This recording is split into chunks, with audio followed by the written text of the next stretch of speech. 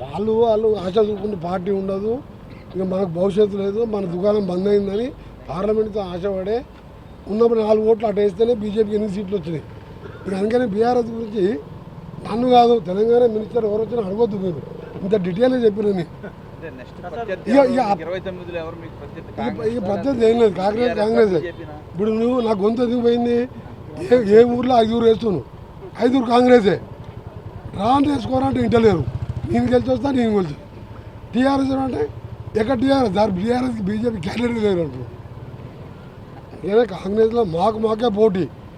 నేను 20 మంది ఎమ్మెల్యే గెలిపిస్తానా, రేవంత్ రెడ్డి గారు 50 మంది గెలిపిస్తారా?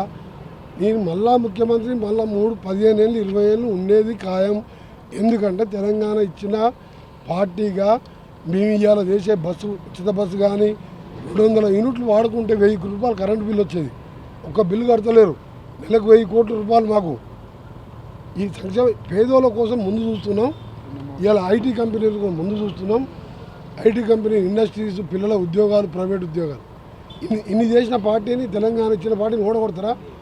ఒక్కసారి అంటే దళిత ముఖ్యమంత్రి, గిరిజనులకు ముస్లింలు 12%, 100 అబద్ధాలు అయితే 2 సార్లు అయింది. కానీ ఇప్పుడు వాళ్ళ బిడ్డకు సమాధానం చెప్పలేక వస్తున్నారు. వాళ్ళ పార్టీ గురించి మీరు వాడిచి అనవసరంగా నా 15 నిమిషాలు టైం ఖరాబ్ చేశారు. 2 రాష్ట్రాలు బాగుండాలంటున్నారు, కానీ మీ మంత్రులందరూ మూకమ్మడిగా డిప్యూటీ సీఎం పవన్ కళ్యాణ్ మీద కామెంట్లు చేస్తున్నారు. తెలంగాణ తిరగని సినిమా ఆడమని. అదే చిన్న జరుగుతుంటే పోతుంటాయి. ఈ తెలుగు రాష్ట్రాల ప్రజలు ఎంత మంచి వాళ్ళంటే దేశంలో మంచి వ్యక్తులు, సౌమ్యులు, మాటకు మర్యాద ఇచ్చేవాళ్ళు, ఇంటికి వస్తే అన్నం పెట్టి ఛాయ్ తాపి మంచినీళ్ళు ఇచ్చే సంస్కృతి తెలుగు రాష్ట్రాలదే.